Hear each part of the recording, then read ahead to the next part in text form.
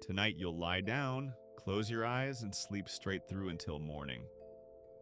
You won't think twice about it, but for most of human history, that wasn't sleep. That was something else entirely. Something we gave up so quietly nobody noticed it was gone. For thousands of years, people slept in two separate blocks. First sleep, then a gap, then second sleep. The gap lasted roughly an hour, sometimes two, and it wasn't insomnia, it wasn't restlessness, it was normal. So normal, it had a name. In medieval English, they called it the watch, the quiet hour between sleeps. Documents from the 15th and 16th centuries describe it without explanation.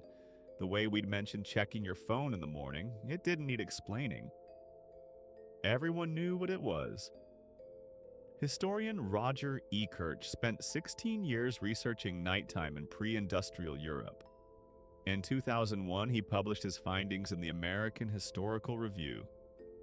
He had found over 500 references to segmented sleep in court records, diaries, medical texts, literature. People woke in the middle of the night and prayed, talked, made love, lay quietly in the dark. Some got up and visited neighbors. Some checked on the animals. Some just thought. The night wasn't empty, it was a second kind of waking. In 1992, sleep researcher Thomas Veer at the National Institute of Mental Health ran an experiment. He took a group of adults and gave them something almost no one in the modern world has: 14 hours of darkness every night for a month.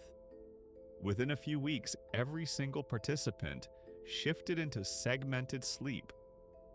First sleep, a wakeful hour, second sleep. They hadn't been taught to do this, nobody told them.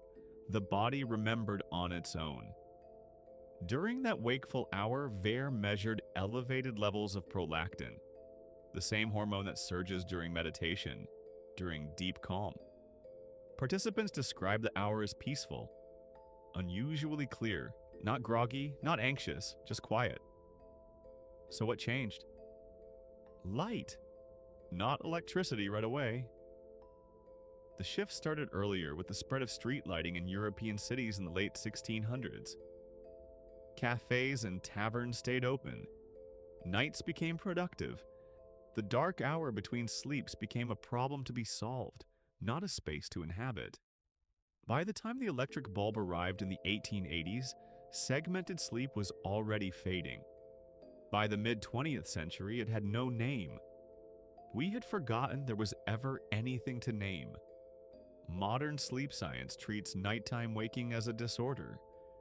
If you wake at 2 a.m. and can't fall back asleep, there are apps for that. Supplements, protocols. But what Kirch and Veer both argue is this. For many people, that waking hour might not be broken sleep. It might be the original sleep, surfacing.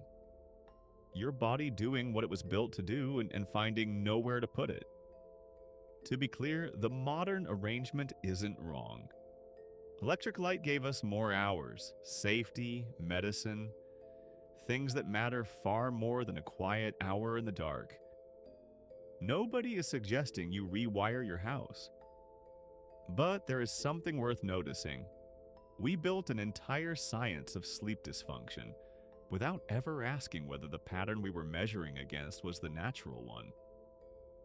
We decided 8 uninterrupted hours was the goal, and then we diagnosed everyone who fell short.